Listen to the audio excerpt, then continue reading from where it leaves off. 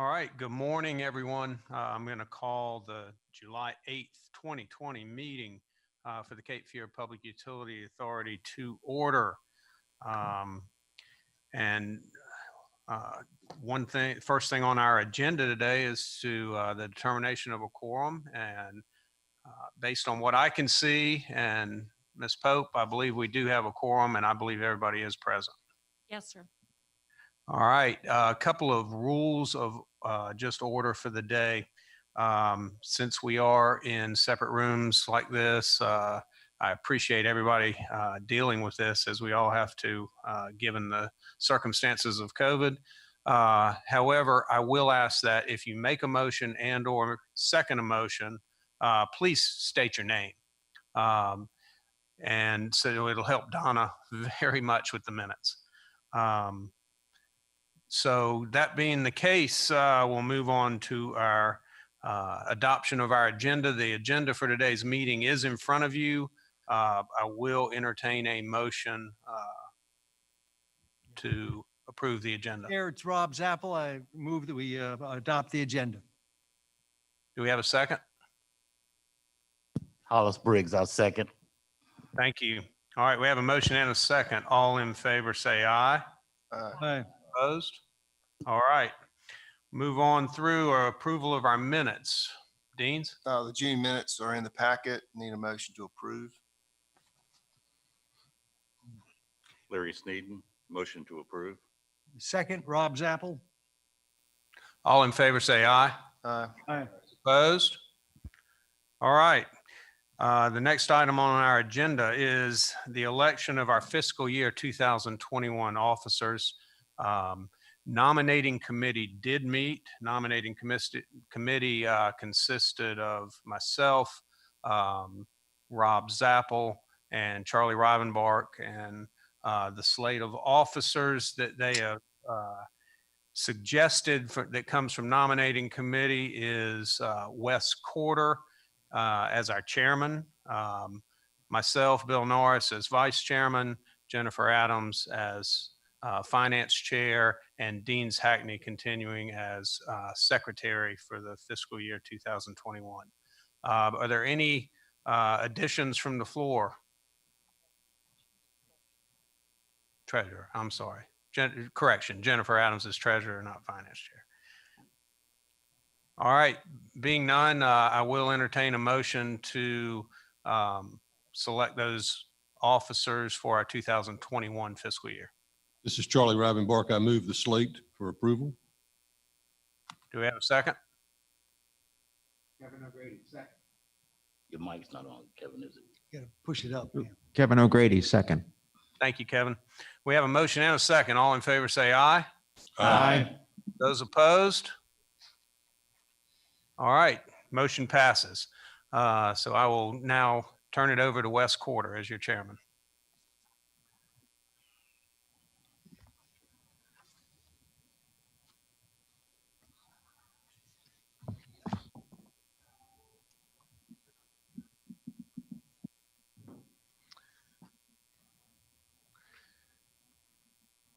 Okay, so now we'll move on to the public comments portion of our meeting. Donna, do we have any speakers? No, sir, we don't. Okay. Jim, are there any updates from our last public comments? Thank you. We had one speaker last month and she spoke about rate affordability. That's an issue that has been taken up by the Sustainability Committee.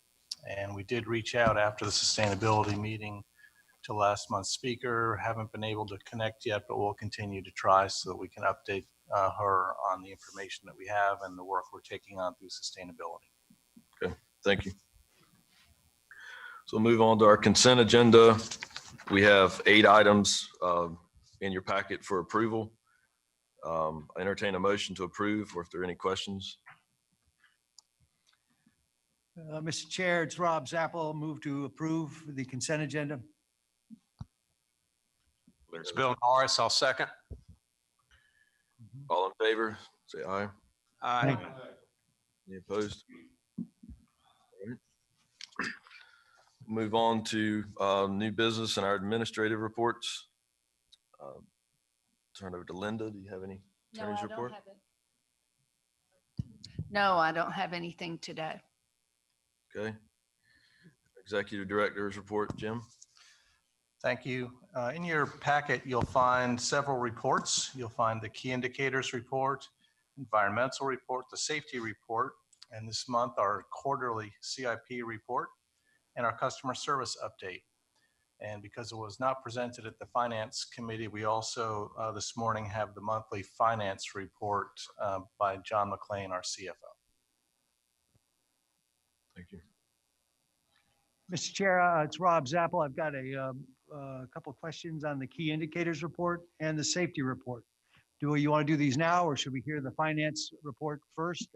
It's up to you. We'll be glad to answer them now. Great, thanks, Jim. On number one, the key indicators report on page 85, I noted that the Monterey Heights peak groundwater flow went as high as 1.63 million gallons per day. Is that, and yet we're only permitted, the capacity is 1.0. Could you expand on that? And is this an issue we need to track more closely? Carl Vandermeiden can provide an update. Sure, Commissioner Zappel, Can't hear you, Carl. the permitted capacity for the Monterey Heights system that you see is around 1 million gallons per day. That is based on a 12-hour per day annual average operation. So we do have the ability to exceed that during peak days where we technically have a capacity up to 2 million gallons per day. We do have several other contingency plans. Aside from that, we have interconnects with our Sweeney system, and we have 2 additional wells that we're adding some treatment to, but those could be available for emergency wells as well. So we do have several contingency plans to address that. Mm-hmm. Do we see this happening on a regular basis, Carl, or was there a unique situation that caused it to peak out, or is this becoming a daily event? The 1.63 did have I think an equipment issue associated with that caused some larger than normal flows. But even aside from that, if you look at the previous year during the drought, we obviously had some higher flows as well. And that's why we are in the process of adding additional wells. Thank you. Carl, while you're there, I think you have, for my second questions on page 93 of my report, the Sweeney raw water, 17 million gallons a day. How much, if any of that, was provided by Lower Cape Fear Water and Sewer Authority? Out of the 17 million, it was about a 50-50 split.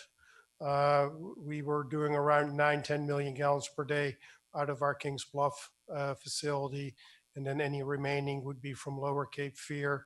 Typically in the summer months, it is about that 50-50 split. And then during the off seasons in the winter times, when we do maintenance on our Kings Bluff facility, then the Lower Cape Fear portion tends to be a little bit higher. Right.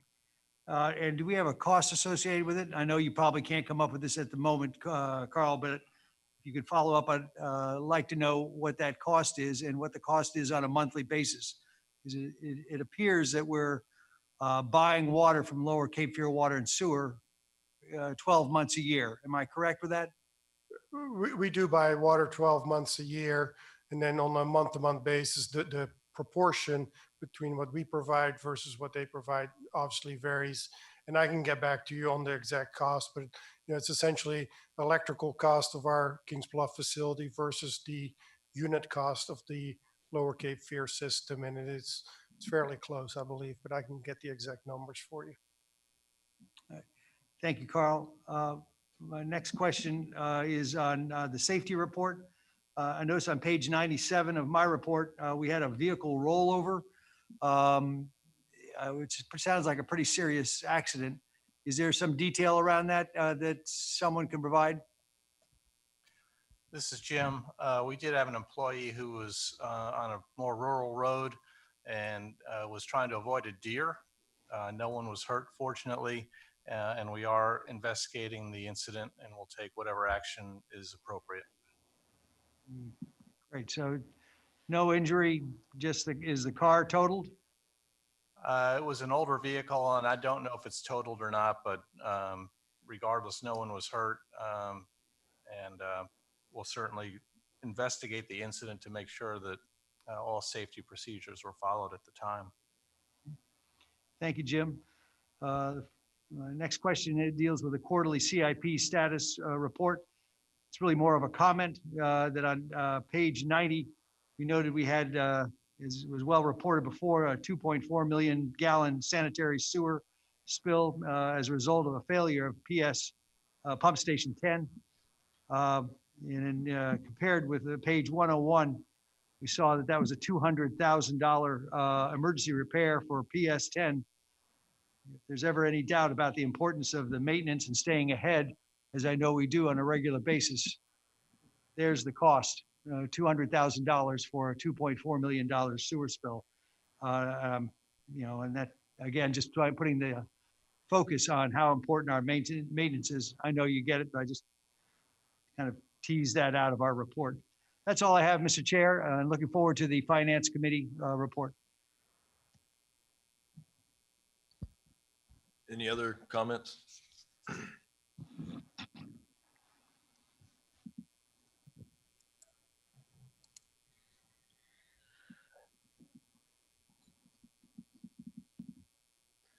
Well, good morning.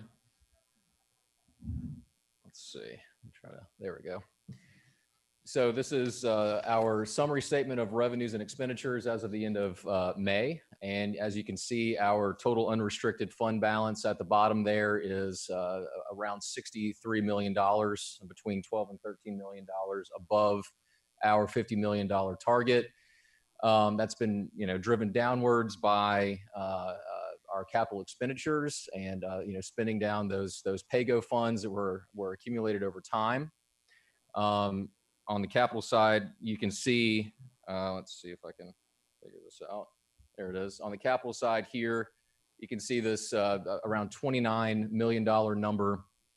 And that's driven up. You would expect that to be, a large negative number because we're spending fund balance down. However, this year we had bond proceeds of around $58 million, $59 million or so. And so when you take that large inflow and you compare it to, because had we not spent any fund balance down, our number down here, this 29, would more closely approach this $58 million number. So that difference there, around $30 million or so, is driven by capital expenditures that are PAYGO funded, that are in excess of that $18 million that's of cash that's coming in each and every year. So about a $30 million spend down of our unrestricted fund balance through May this year. On the operating side, you can see our revenues have exceeded our expenditures by around $7 million. That's driven by a couple of things. Obviously, on the revenue side, we have outperformance in our SDCs. We have, again, in the FY21 budget that was adopted, we were very diligent about trying to, break out that crystal ball and predict the amount of SDCs on an ERU basis that would be assessed next year. This number is much higher. It's around, I think around $5.8 million for FY21. In FY20, we only budgeted $4 million. We also have some outperformance on the water and wastewater revenue side. Again, that's driven by the number of ERUs on both the water and wastewater side, outpacing where we assumed they would be for the FY20 budget. And then also the consumption per ERU is outpacing where we thought that it would be as well. And that's resulted, and this is through, well, this says June 31st, through June 30th. And I'll forward it a little bit. It's resulted in, as you can see, combined, this is fixed and volumetric water and wastewater, about 2.2 million on the water side and about $1.4 million in outperformance on the wastewater side. And that is all I have.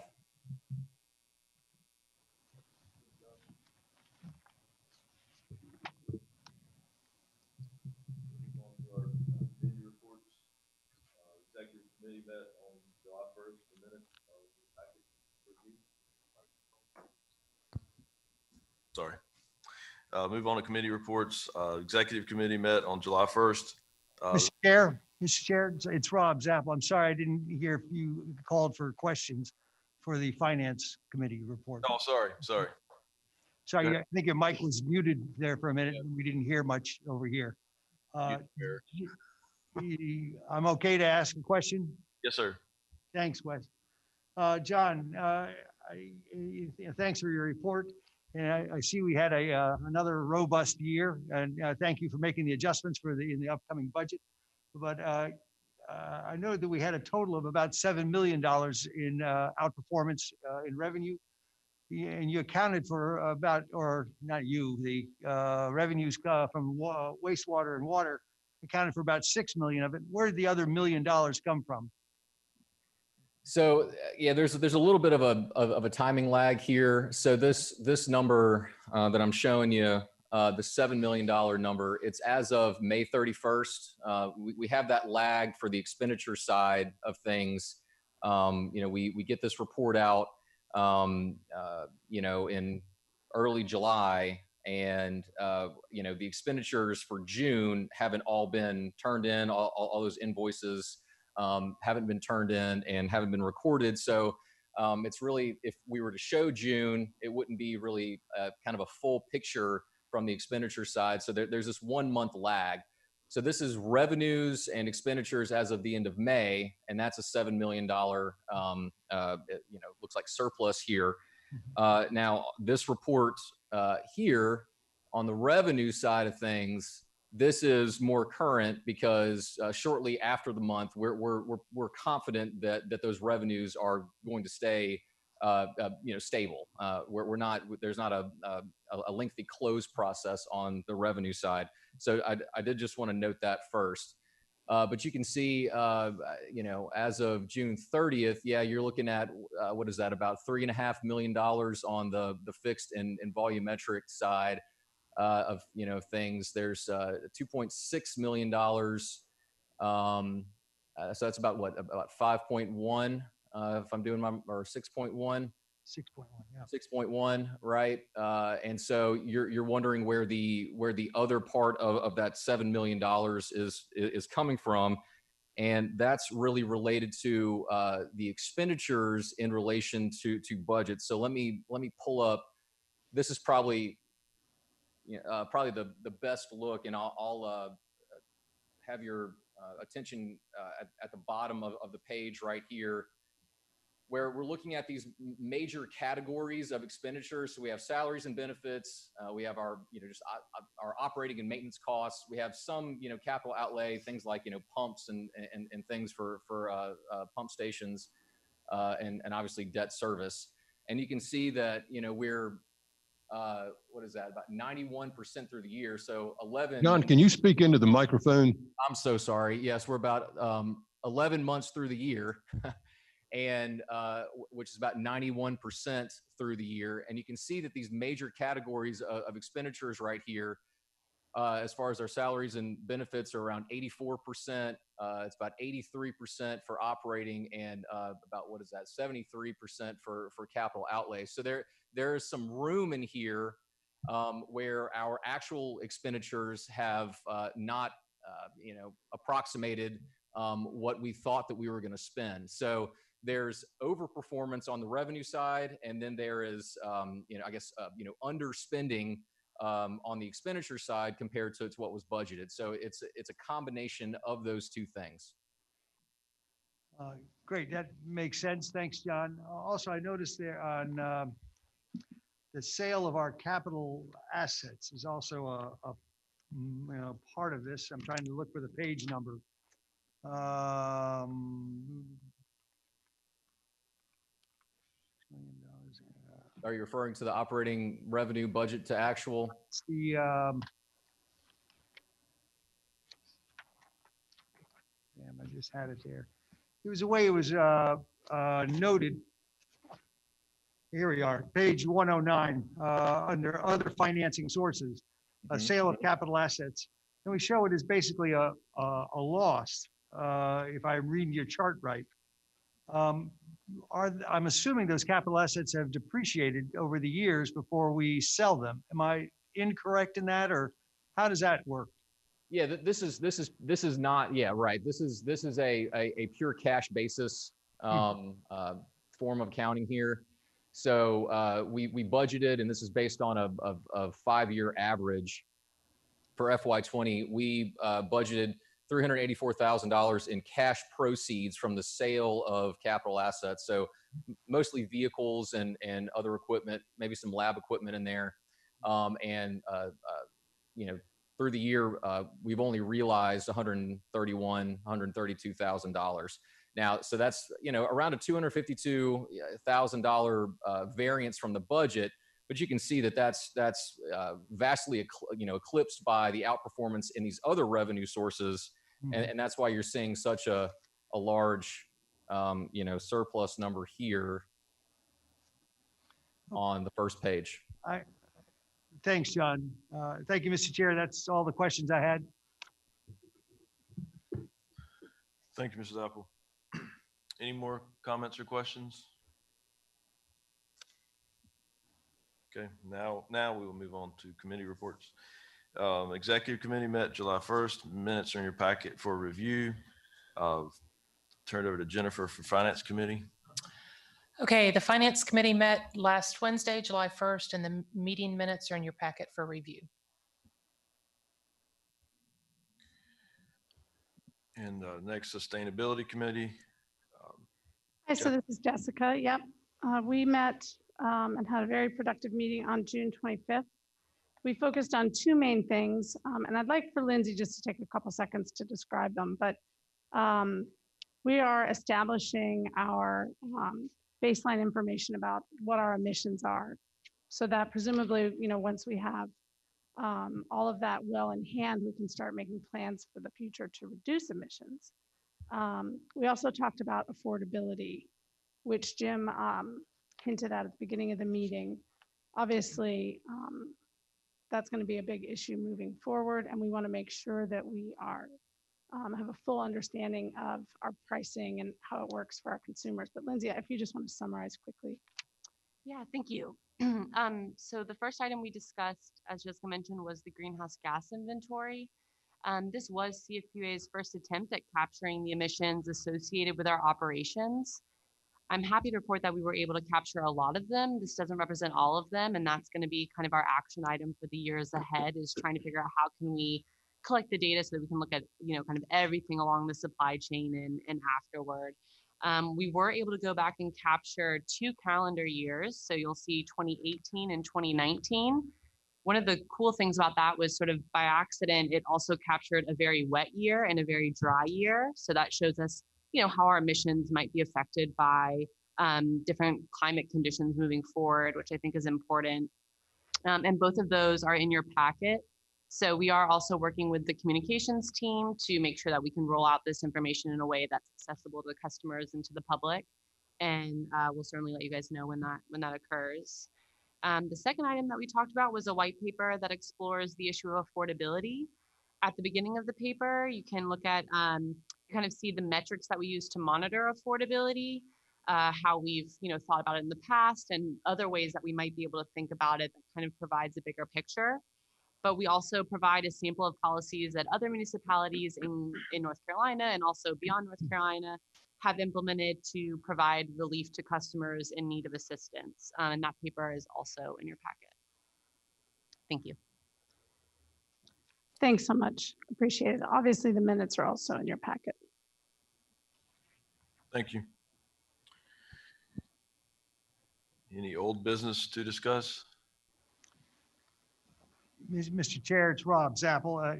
And before we leave the Sustainability Committee, I had a question for Lindsay. Lindsay, it's noted a couple of times in the notes here that we had approximately 50% of CFPUA customers have incomes below the median of $57,000 a year. You know, and kind of looking back, I noted that at least the last number that's in our report here, that we have a total of 72,100 clients or, customer accounts. So you're just doing the simple math. That means we have 36,000 people approximately or accounts that are below the MHI. Am I correct? Yes, and we discussed at the meeting, we don't know exactly how many people are behind the account, let's say. I'm hoping that when the census data comes out, we'll be able to look at more information and kind of get a better number around, per household at different parts of New Hanover County, how many people might there be. But yeah, the rough numbers, that would be accurate approximation. It's a lot of people. Yeah. Good. And one other thought in your, the white paper, are you okay to talk about that? I'd strongly recommend that all board members read, it's only a 2-page white paper on, that's included in the back part. I think it's the last couple pages of your packet. It's not the last 2, but it's in there. Anyway, in there, there's a really interesting concept from the Philadelphia Water Department and their PIPP program. Do you know more about that, Lindsay? And could you give just a brief overview of it? Or is this something that you're not prepared? I'm sorry if I'm blindsiding you on this. No, I could certainly look into that and provide a summary of the program. It's been instated for a while now, so they also probably have some interesting sort of lessons learned or sort of measures of success. So I'd be happy to bring that back. This is to the committee. It's the percent of income payment program. Yep. Which they've had success with in Philadelphia. I know we're struggling to find a way for the rate affordability. And this is one I thought pretty interesting way to kind of open that discussion. And I thank you so much for bringing it forward. Yeah, sure. So one thing also to note on that particular policy, it does tie rates to income, but in order to do something like that, we would need action by the state legislature. And so that's something that would require a little bit more, sort of effort than some of the other policies that we could go ahead and implement more or less today if the board wanted to do so. So that's one sort of caveat to that particular recommendation. It all starts with a conversation. Yep. Thank you. Thank you, Mr. Chair. Yes, sir. So old business, I'd just like to echo the comments again. Thanks to the staff here at the Convention Center and CFPUA staff for putting together these meetings remotely. It's kind of a team effort to do this, but it's good to continue to have our meetings like this until we can all get together again. And with that, was no closed session. So if there's any other comments, we'll take a motion to adjourn.